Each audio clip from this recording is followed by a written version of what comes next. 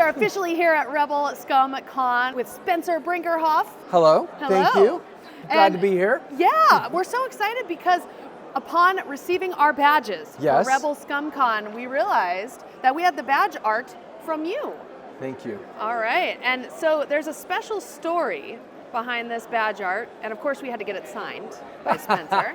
I appreciate that, I really do. Of course, yeah, so can you tell us the story behind this badge art and the little wampa and this sign?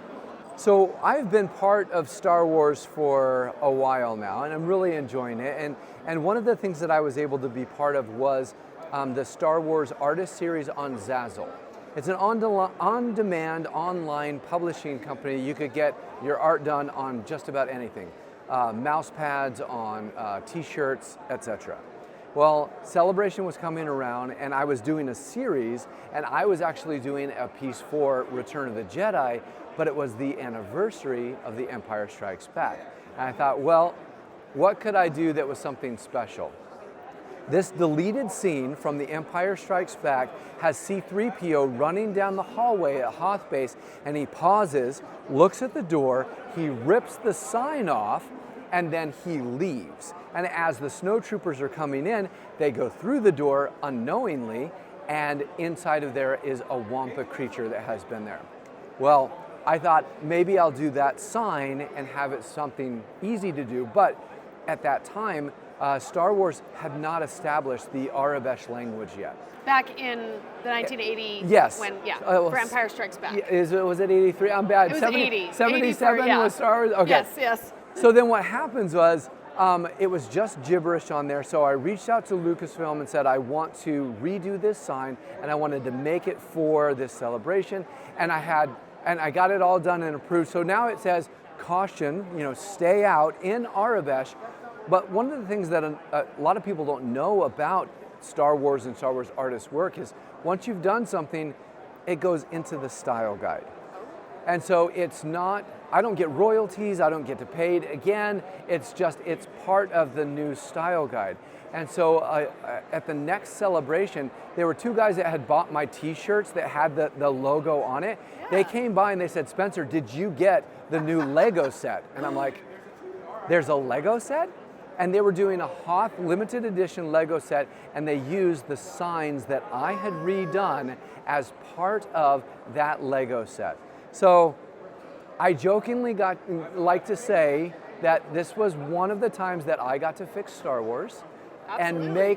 and make it all modern and official, and that's in the style guide and gets approved. So Kentucky reached out and said Howie Weed is here. He's the actor who was in the Wampa costume, and he's signing, and because he's here, wouldn't it be fun if we had a badge that had a Wampa on it, as well as that sign that I had made.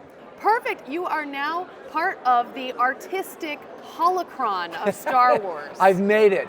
I don't need to do anything else. I think I'll just be signing the autographs on that sign from now on.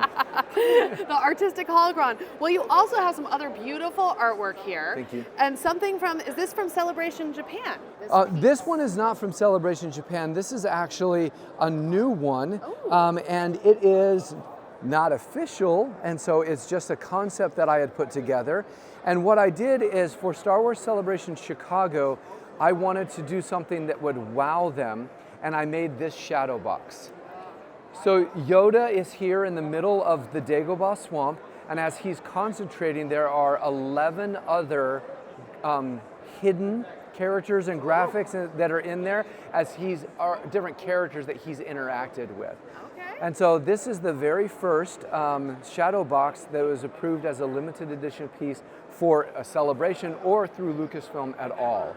And it's USB powered, 7 layers of paper, LED backlit, and it was a massive undertaking. I bet. So how many of these are there in existence? The 250 is what was part of the celebration. So instead of me doing a celebration art print, this was my celebration art piece.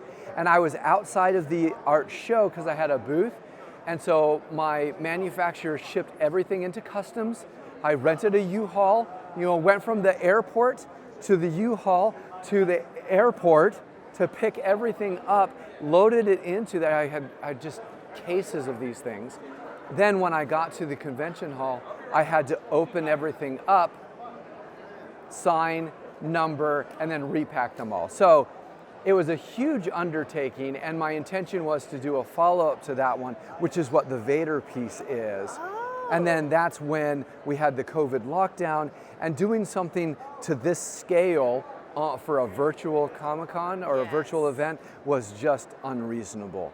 And so it's one that I did here as a test print, and just to make things fun, I sketched out some Vaders in the corners of each one of them. These are great. Now, would you say this is a New Hope Vader, or the Ralph McQuarrie-esque Vader, or so which Vader would this be? It's interesting. I always go back to A New Hope. That's the one I like the most.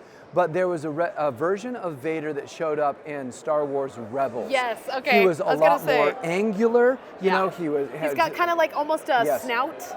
Yes. Yeah. And that kind of like, that was the look I was going for. Yeah, I love that look too. I think artists are drawn to that look. Yes. Because it's very cool. I love it. Now you have some other art back here, and some of this, like, would this be some that you would show up on Zazzle? So Zazzle no longer has the license to do the Lucasfilm artwork anymore. Okay. And so this piece was actually not necessarily an exclusive, but it debuted at Celebration Chicago as well. Okay. So I have, Lucasfilm invites their Star Wars artist to be part of the Celebration show by coming out and teaching classes in the family room.